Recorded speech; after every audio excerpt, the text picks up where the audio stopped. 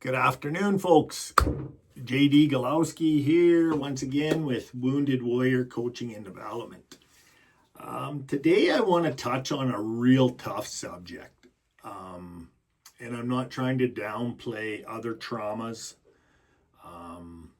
or anything like that that's going on in one's life. For me, at Wounded Warrior here, the team and myself, we're really big on opening up the avenues for men who have been abused by another man.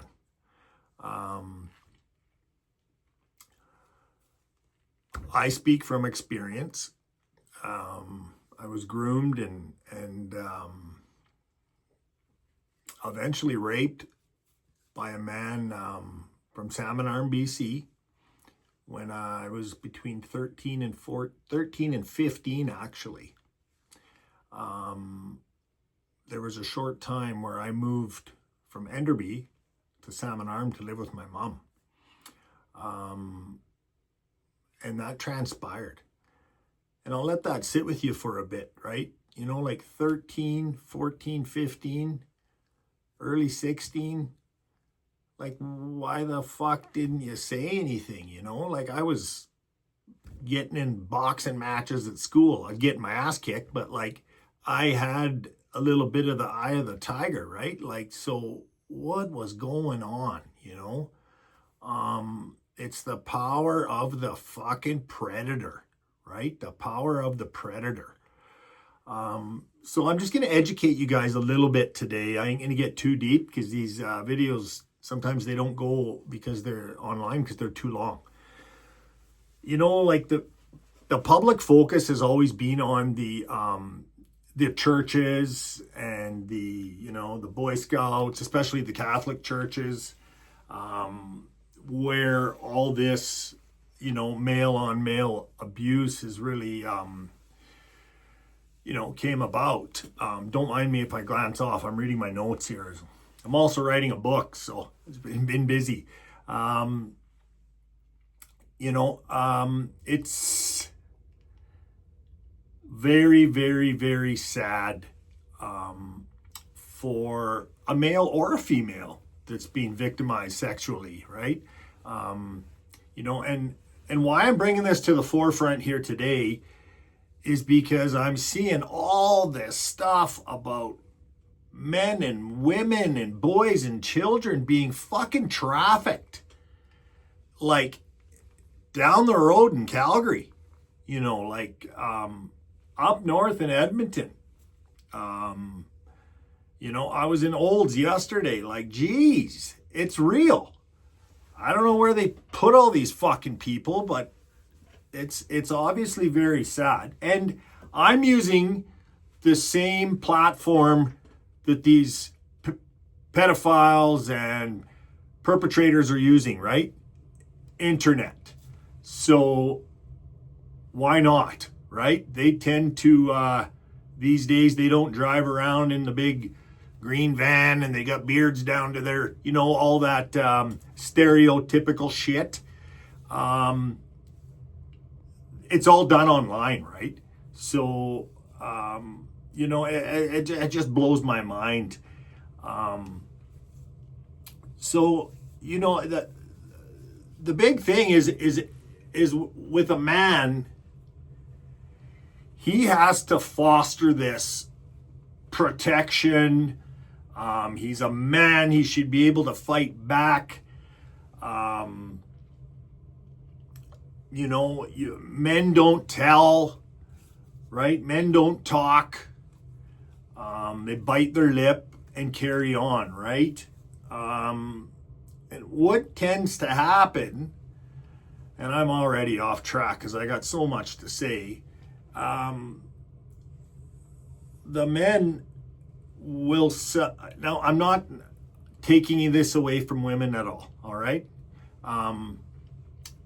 Make note, I do have a referrals for females with some really great psychologists, counselors, and life coaches that deal with female sexual trauma. Us here, we don't. We deal with males that have been abused as young boys or, you know, as adults. So,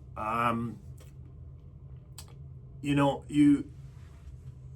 when you're a male, you have this big tough shell around you, right? And so you don't open up. You don't tell people. And unfortunately, that takes you out. Eventually, it takes you out. And when I reflect on my life and I observe others to this day, I have people very close to me that I'm very aware of the sexual trauma they've went through. I don't bring nothing up to them. That's not up to me. They need to come to me or get help themselves, right? Within reason. Now, that being said, I watch them self-medicate, right? In and out of treatment centers multiple times of their life. In and out of AA. Hooked on narcotics. Some doing steroids, you know, because they got to be big and they want to be that man that they weren't when they were that little boy that didn't know what to do. You know, that's scary. That's scary. They're blowing marriages, divorce after divorce, you know. I know a guy who went to a treatment center. He was about to lose his wife and his kids, and he was acting out in the house. He had never raised his hands on his wife, and he started to raise like domestic violence. And his whole family thought, oh, you inherited alcoholism from Uncle Johnny 2 generations ago or what have you. He went to a treatment center. He got sober. He got his wife back. The marriage was going good. And it tumbled again. And he lost it all. And this gentleman has cleared for me to share this with you guys and girls, anyone that's in my audience. I said to him, when you went to that treatment center, probably the safest walls you could be in, within reason, to talk about anything negative and, you know, positive too, but like traumatizing things that happened to you. And he said, yeah, you know, I was in a great group. He was in a group setting. And he said, you know, the first few days I got in there, there was another couple gentlemen that were only a week or so till they were leaving. And, you know, the logistics of depending on the treatment center, you know, there's always 2 going, 2 coming. And so everybody, you know, learns the program. You just kind of watch and learn. And then, you know, you take part in certain things and that's how it goes. And he said, you know, I was determined to talk to the counselors and my group. But these two buddies that he, you know, these 2 men that he connected with, they had a couple Sundays off in the treatment center and they were watching football and real sporty type guys, athletic men. They had lots in common. And he thought to himself, if I fucking tell these guys my story, they're gonna think I'm gay. They're gonna think I'm gay. So he held on to that. And so a lot of these men and women out there, and like I say, I speak to the man,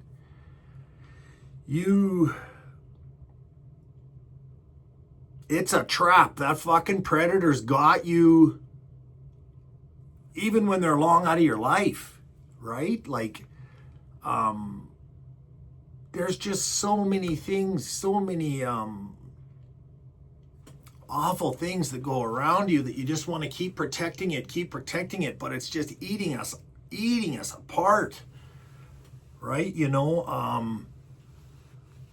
For me, when I was reflecting back on things, I was a relatively outgoing guy when I was drunk, or high on coke or what have you, but I remember coming out of a bit of a blackout once in Calgary, and I was there. I was stripped down to my boxers dancing, and I'll shit you not, it was a gay bar on 17th Ave. So I really wonder what was going on in my head at the time. Like, I can honestly tell you, I didn't seek out a gay establishment that night, right? But yet, I found myself in one, right? So the subconscious mind, I wonder, and then as the years went on, I'm not going to lie to you, I'll be straight up. That even fucked with me a little bit, right? The fact that I had entered that establishment, and like Jamie Galowski, I mean, I used to party for days on the booze, like at concerts and stuff. And I don't know how I didn't die from alcohol poisoning and many other things. But I'm willing to admit, there was a point in my life where relationships were never working with a female. And I almost thought to myself, maybe I'm gay.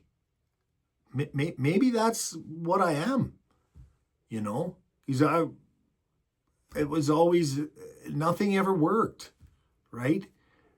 That wasn't the case. I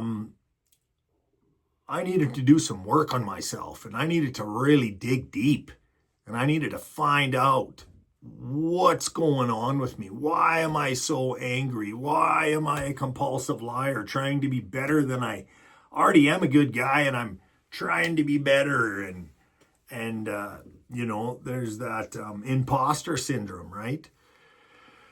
That's got to go back to the sexual abuse that I was going through, right?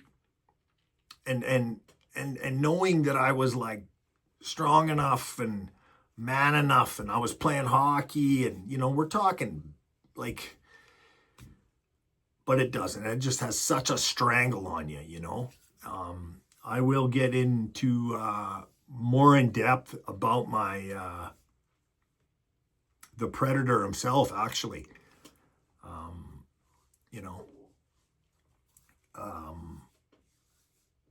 Yeah. I don't believe in forgiving people, but I do believe in, I'm grateful for the lessons of life that I learned from this fucking guy. And I don't say that out of anger. But he'll never be forgiven. Nope. I got lots to share, guys. Talk soon. Have a good weekend.